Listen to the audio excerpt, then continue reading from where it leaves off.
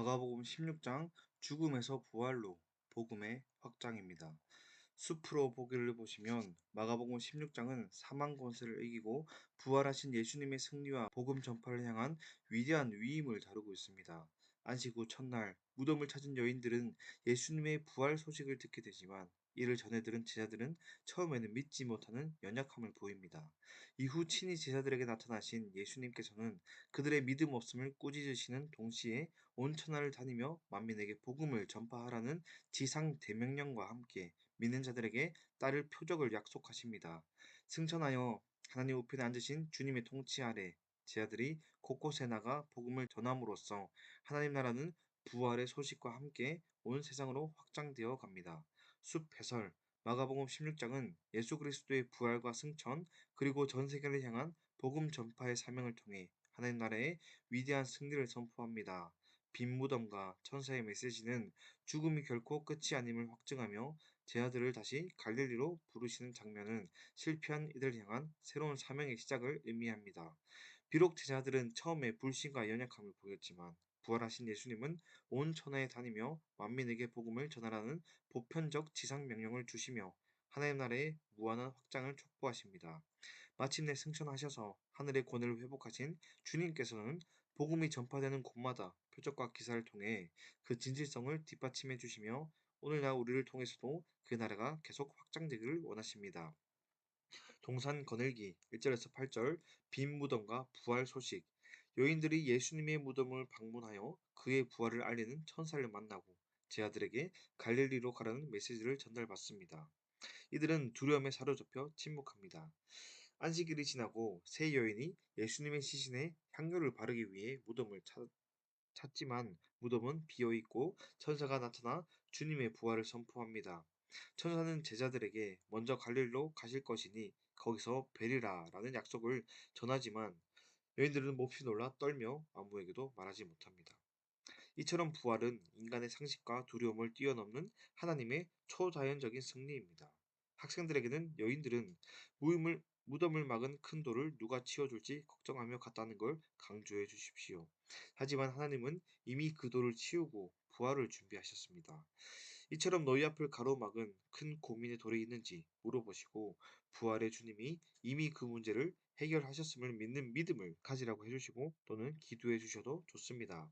9절에서 11절 막달라 마리에게 나타나심 부활하신 예수님이 막달라 마리에게 나타나시지만 역시 제자들은 믿지 않습니다. 12절에서 13절 두 제자에게 나타나심 예수님이 다른 모습으로 두 제자에게 나타나셨지만 역시 제자들은 믿지 못합니다.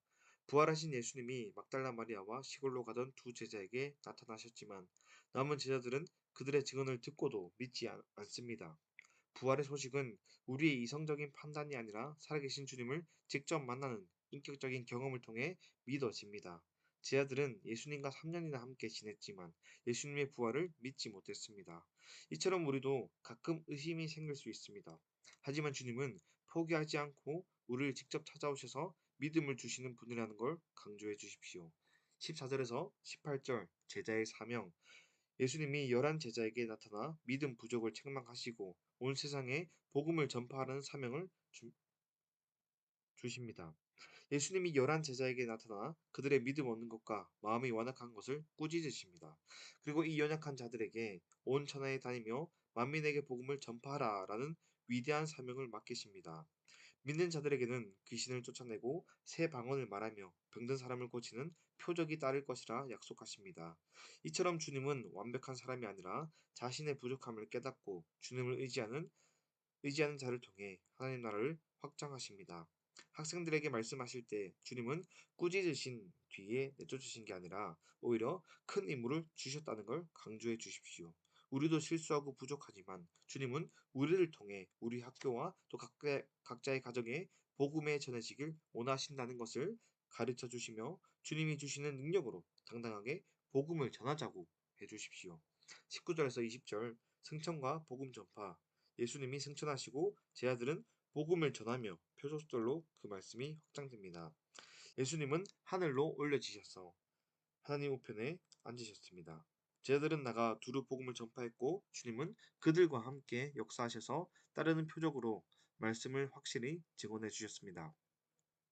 승천하신 예수님은 멀리 계신 분이 아니라 복음이 전파되는 현장에 우리와 함께 계셔서 역사하시는 분입니다.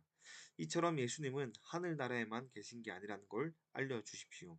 우리가 친구에게 복음을 전하고 수련회에서 함께 기도할 때 우리 곁에서 직접 도와주신다는 사실을 가르쳐 주십시오. 제 아들이 혼자가 아니었던 것처럼 우리 부산절리 교회 청소년부도 언제나 주님과 함께라는 것을 선포해 주십시오. 풀반 묶기를 보시면 첫 번째, 부활의 복음과 믿음. 마가는 부활 사건과 믿음 없음을 의도적으로 설정합니다. 복음 전파의 본질을 재정립합니다. 마가복음 16장은 부활 사건 자체뿐 아니라 그 사건을 대하는 인간의 반응, 특히 제자들의 불신을 통해 역동, 선포와 표적과 불신의 비판과 그리고 순종의 요구를 드러냅니다. 첫 번째, 천사의 전언을 따르지 못하는 여인의 두려움과 불신은 이는 단순한 공포의 심리 서술이 아니라 마가는 첫 목격자들이 부활의 복음을 받아 전파하는 자가 되어야 한다는 것을 제시하면서도 그들이 실패함으로 우리에게 질문을 던집니다. 복음은 단지 정보를 아는 것으로 끝나는가? 아니면 그것을 받아 용기 있게 전하는 순종을 요구하는가? 다른 복음서 마태복음 28장 1절에서 10절, 누가복음 24장 1절에서 12절, 요한복음 20장 1절에서 8절들은 이 사건을 다른 방식으로 처리합니다. 그러나 마가는 여성들의 침묵을 통해 복음 전파의 윤리적 긴급성을 부각시킵니다. 16장 말씀의 시작에서 천사의 소식을 듣고도 두려워하며 아무 말 못했던 여인들을 보았습니다. 마가는 왜 그들의 침묵을 그대로 기록했을까요? 이유는 복음은 단순히 예수님이 부활하셨대라는 정보를 아는 것에서 끝나면 안 되기 때문입니다. 진짜 믿음은 두려움을 뚫고 나가 소식을 입으로 전하는 순종에서 완성됩니다. 이런 내용들을 말씀해 주시며 선생님들이 무언가를 앞두고 내가 잘할 수 있을까라는 두려움 대신 내게 주신 은혜를 전하겠다라는 그 마음으로 순종하며 실천한 적이 있으시다면 나눠주십시오. 그리고 둘째, 제 아들의 믿지 못함은 부활의 체험이 개인적 감성적 사건으로 남을 때 공동체적 신앙 형성으로 이어지지 못한다는 것입니다.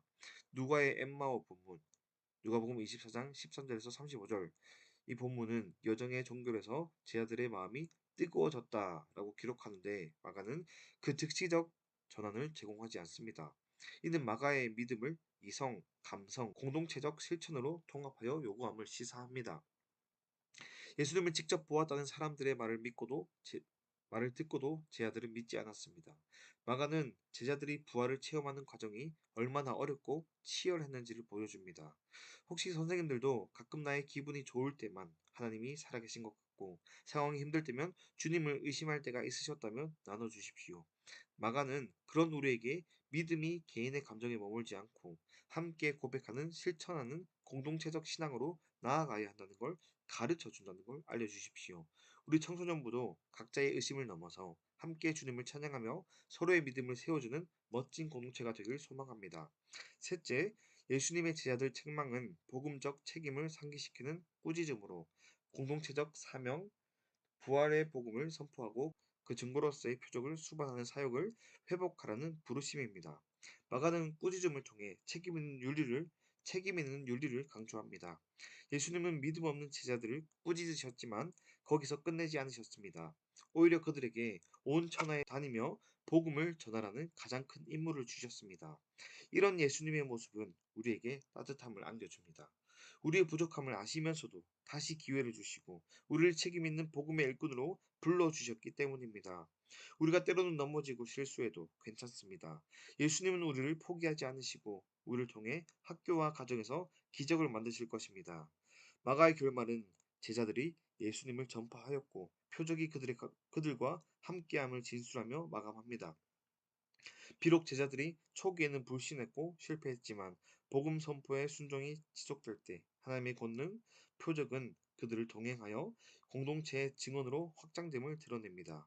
마가는 부활의 복음이 궁극적으로 증언으로서의 믿음을 통해 역사 속에서 확립된다고 주장합니다. 종합적으로 마가복음 16장은 부활의 실제와 인간 불신의 양면을 통해 믿음의 윤리를 드러냅니다. 부활은 객관적 사건으로 제시되지만 그 사건은 응답으로서의 믿음, 즉 복음을 듣고 선포하는 행위를 요구합니다. 이는 부활의 복음은 개인적 체험을 넘어서 공동체적 선포를 통해 확장됨을 마가는 강조하고 있습니다. 마가복음은 제자들이 나가서 복음을 전할 때 주님이 함께 역사하셔서 기적을 보여주셨다는 말로 끝을 맺습니다. 비록 처음에는 실패했고 의심하는 제자들이었지만 그들이 말씀에 순종하기 시작했을 때 하나님의 권능이 그들과 동행하셨습니다. 이처럼 예수님은 우리 청소년부의 사역 현장에 함께 일하고 계십니다. 우리가 이번 수련회에서 부활의 주님을 전파할 때 우리 공동체 안에 놀라운 변화와 회복의 표적이 나타날 줄 믿습니다. 이로써 마가복음 1장에서 16장까지 교사 세미나는 끝이 났습니다. 그래서 마지막으로 선생님들께 전해주고 싶은 말은 마가복음 9장에 보면 참 우리에게 십자가라는 길은 좁은 길이라는 걸 보여줍니다. 하지만 주님은 그 길을 혼자 걷게 하지 않으시고 제 아들과 함께 그리고 오늘 우리와 함께 걸어가십니다. 영상 강의를 듣느라 수고 많으셨습니다. 우리가 먼저 낮은 곳으로 내려가 아이들의 손을 잡을 때 주님의 영광이 우리 부산자의 교회 청소년부 현장에 가득할 줄 믿습니다. 선생님들이 계셔서 든든합니다. 사랑하고 축복합니다.